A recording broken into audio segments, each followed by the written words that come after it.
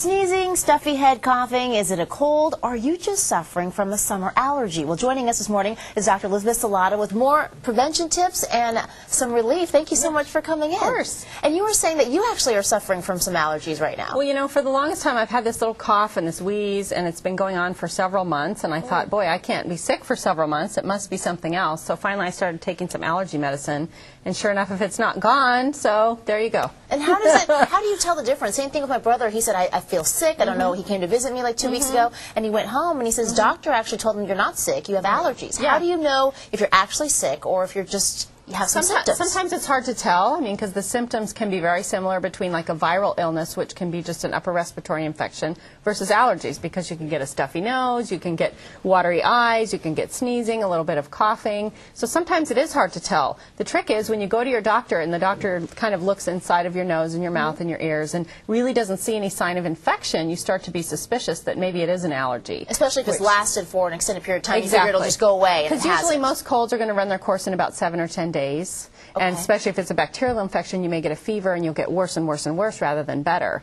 So if it's a typical cold, you'll feel kind of have some malaise and some symptoms for 7 to 10 days, but then you'll find yourself getting better. Versus if it's something else, like an allergy, it just doesn't seem to go away. So you really have to go to your doctor to see if it's, make sure it's not something worse, and then treat it with something else. Yeah. What are some ways, obviously you have some medications, but some other ways to kind of prevent allergies from I think it's helpful to visit your doctor to try to sort out where the allergies are coming from, whether it's an environmental allergy, which could be a seasonal thing depending on whether it's spring or summer or fall, because certain allergies are going to trigger certain times of the year. Okay. Or whether it's something in your environment, say at home, say whether it's pet dander. You know, you get a new pet you're not realizing you're allergic to. You get new carpeting, you have new draperies, or something in your house you've painted, and all of a sudden you're coughing and sneezing and it's not going away. You start to be suspicious about something in your home. Is summer worse, or is it just different than your other times of year? It's just different. It just depends on what you're sensitive to. And really what allergies are just a hypersensitivity of our immune system. Because our normal immune system, if we get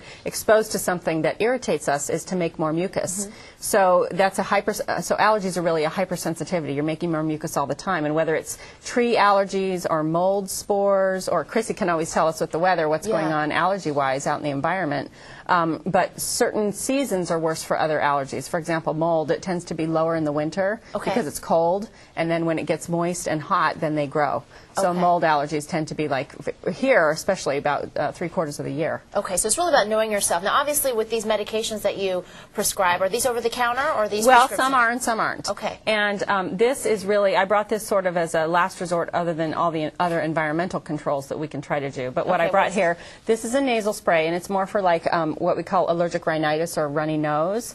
The other thing we have here, that's Claritin, that's over the counter. This is an antihistamine, which helps to clear up the mucus. It's not a decongestant, which helps to shrink all the vascular areas in the nose, but it blocks histamine, which is what makes all the fluid kind of flow. Is that good for like a general allergy relief? It's good for general allergy relief, yeah. And the thing about Claritin is, number one, it lasts all day, and number two, it's non-sedating, whereas Benadryl, for example, is very short-acting and it makes you very sleepy. Okay. So that's another over-the-counter that I didn't bring, but that's available. So these two are over-the-counter. You don't This need is to go to your over-the-counter. doctor. This is prescription. Okay, so this is a nasal spray. If your doctor tells you you need it, then you need to get it. Exactly. And this also is a pill. It's called Allegra, and that's a prescription. It's also a non-sedating antihistamine. This particular one has a decongestant in it also. So you have to be a little careful when your doctor brings you a sample and to ask what's in it, whether it's just an antihistamine or whether it's a decongestant also, because, for example, if you have high blood pressure, you want to be careful with the decongestant part of things. So you have, that's why it's under prescription, because it has that decongestant Exactly. factor in it. And if you've noticed, nowadays you can't even buy decongestants over the counter. They're hiding them behind the pharmacy counter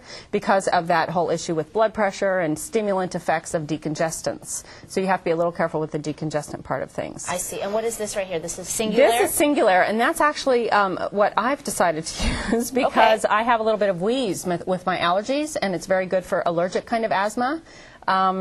Or just plain allergies, like really bad allergic rhinitis. It's very helpful for that. And how is that different? Is that prescription or is that? That's prescription also. Okay, so your doctor can actually help you decide. Absolutely, yes. And the latest thing I wanted to show you is this one, and it's more designed for people that have, if you have runny nose and runny eyes and you don't really want to take a pill, this is a nasal spray. It's the only nasal spray out nowadays that will do watery eyes and a runny nose. It's a Veramist, and that's prescription as well? That's prescription also. All right. So Yeah, so really the only things we have over the counter that are available is Claritin. There's also something that I didn't bring called Alavert, and then Benadryl. And then, of course, the decongestants like Sudafed. Okay. So those are all over the counter things. Of course, there's also nasal sprays and environmental controls, you know, dehumidifiers, things that take the allergens out of your air environment. So there are things you can do at home, keeping your windows closed, that kind of thing, Great. Changing your bedding frequently. That'll help for home things. Okay, thank you so much. So You're great welcome. to see you again. Of course. Some important information. Log on to fox6.com if you guys like to find out more. All right, Chrissy.